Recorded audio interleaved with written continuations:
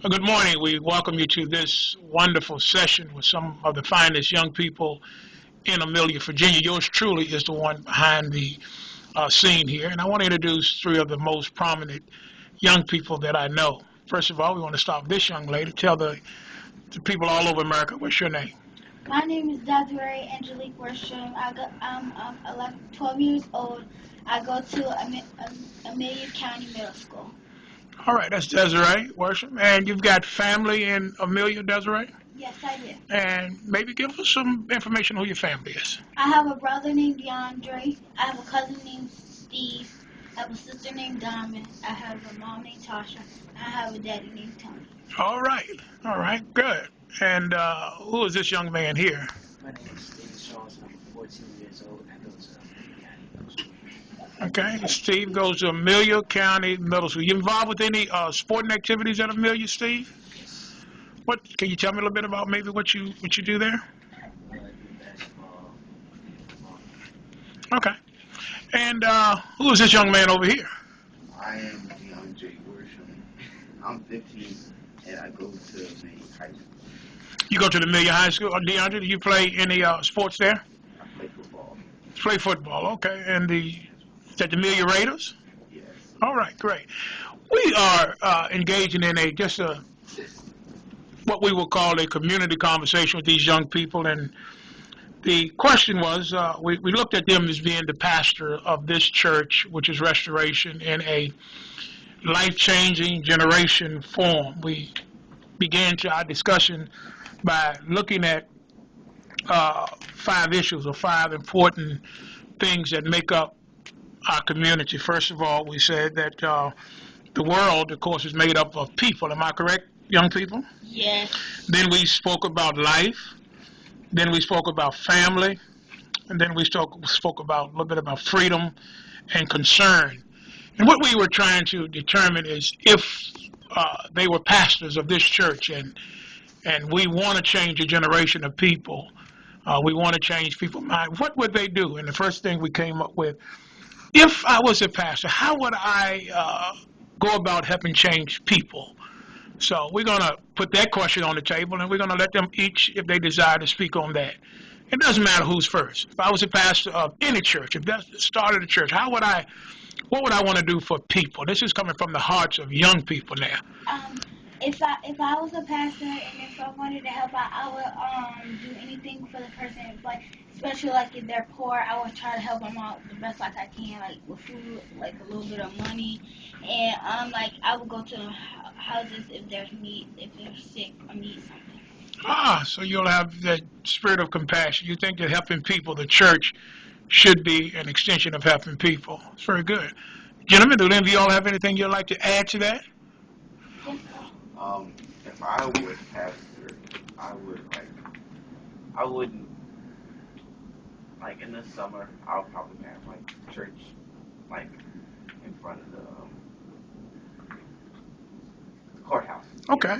For like the homeless people, so that they would have to like walk far or go anywhere. That'd be to help people, or like have like outreach programs to raise money, like shelters. All right, so you got a compassion. You think that as pastor, you got to have a compassion for people. You said something about homeless people.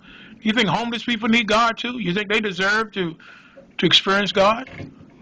Everybody just has to. You think everybody? What about you, Steve? You think a homeless person should have the benefit of receiving Christ in their life and benefiting from the blessings of who Christ is? So we realize that it's not just us who are blessed that need the benefit, all people.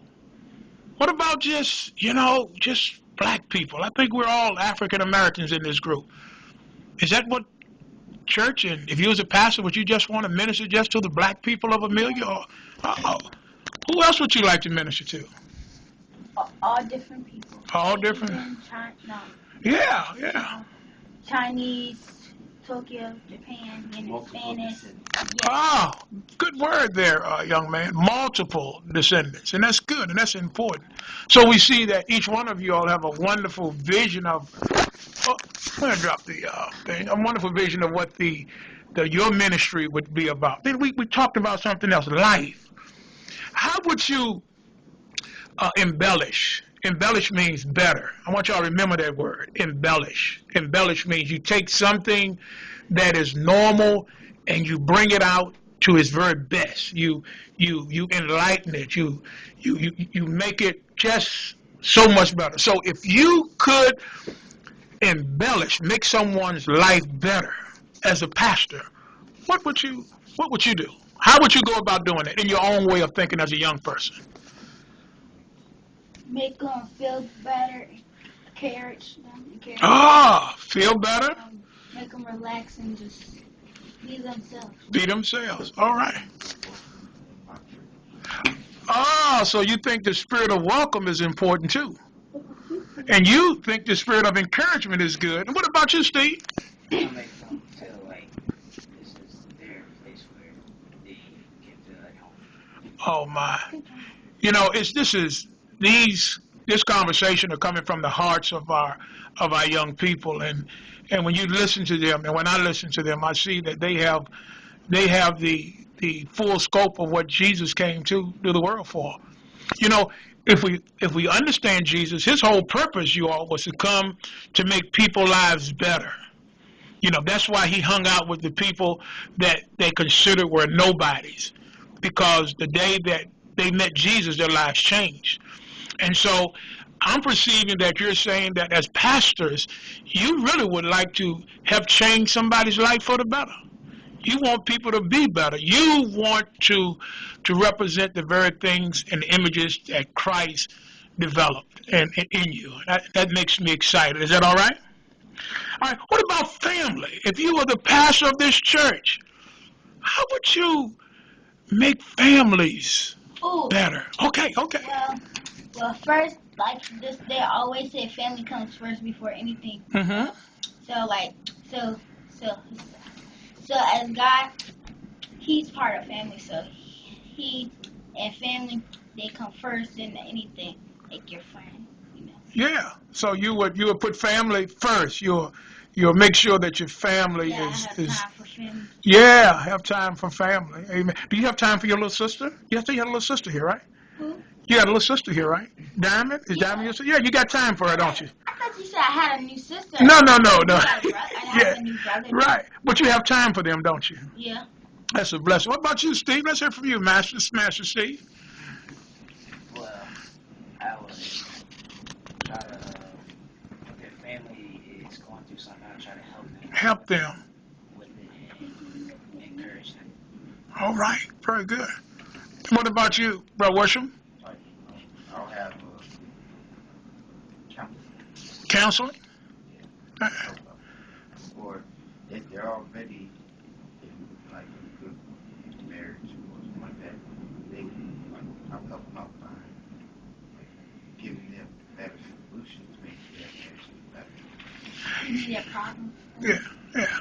Okay, what about this? What about children? Now, you're the pastor of this church. What about children you see at school that you can just look and say, you know what, there's some problems going on there. What could the church do to identify these children, and what would you suggest as pastor that we do to help? For instance, if you see a little boy, a little girl who's always by themselves, maybe they don't have the best of clothes, maybe they don't have a lunch, like we have. Go ahead, go right ahead. Well, we got this 5th grader. Her name is... Don't say her name. Just say. Well, we got this girl, and like in the 5th grade, she's like the whole 5th grade like T-shirt and stuff. She got like a little I don't know what's it called, and she be like mostly boys and stuff. Other people be teasing her like cause she the clothes that she be wearing stuff like that. Do you teach her? Do you tease her? That's a good question. Yeah. How does it make you feel when people tease her? I don't know. Yeah. Does it make you feel sad? Or have the world become such a disconnected place that we have become separated from what it is that we should be feeling for people? Maybe that's something we need to look at. What about you, Steve? When you see people that are maybe like this young girl. We don't need to know her name, but just, maybe you know of a young man. You don't need to know his name. We don't need to know it. But how does it make you feel when you see people that are sad like that? It makes me feel sad. Yeah. It touches the part of you that Christ made, that human side. See, that's why we should feel something. And when we feel something, it's the human side of us. And we are both divine and human. What about you, Mr. Worsham? Brother Worsham. Brother Worsham? It was like somebody started I'm probably like, no, it's not right.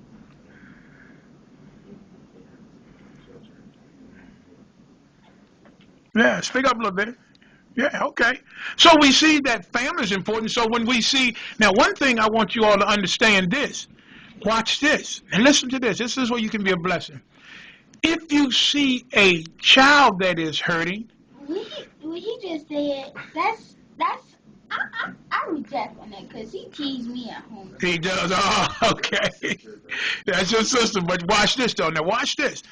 What we see in individuals at school, at work, at play, is an extension. Watch this now. Watch this, young people. It's an extension of what's really happening in their lives. If we see a sad child, it's an indication that there is some trouble in their home. Likewise, if we see a happy child, it's an indication that there's some good things happening.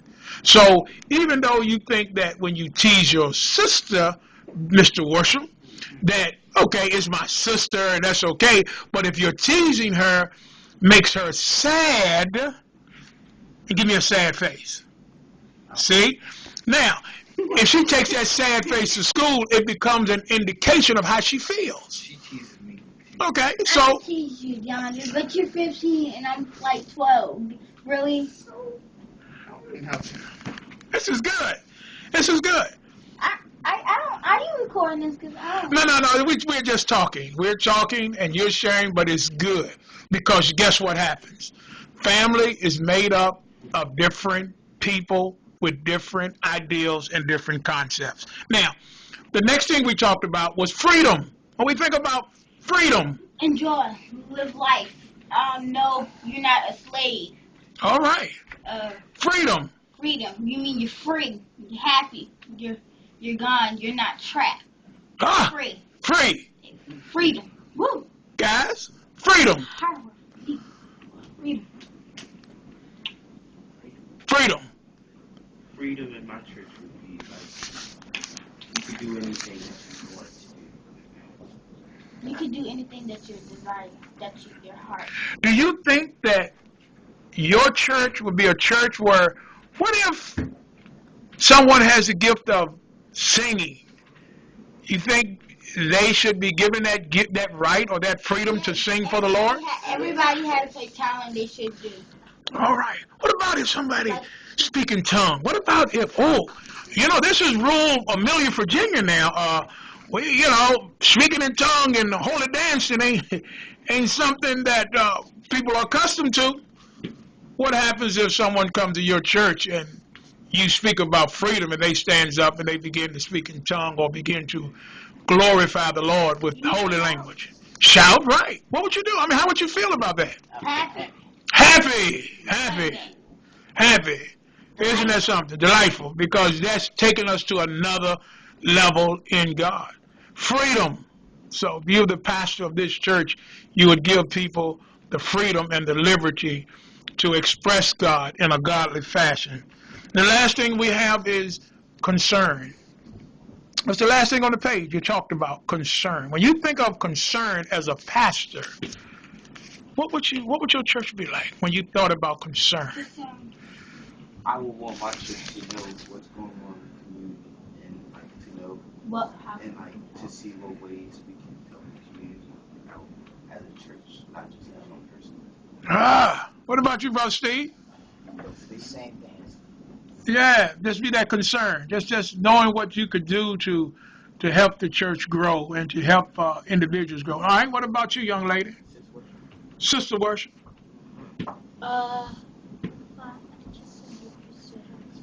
I consider let us just be a better church. Let us have more people each day, and just help out. Amen. Well, we've spent the last 15 minutes and 10 seconds talking to some of the young people and young future leaders of the, well, shouldn't say future, but the today leaders of the Restoration Full Gospel Church here in Amelia. While these are just a few of our elect children, they have, I pray, have said something that would minister to you.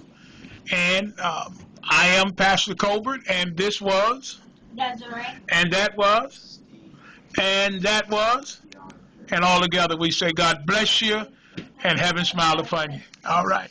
Okay.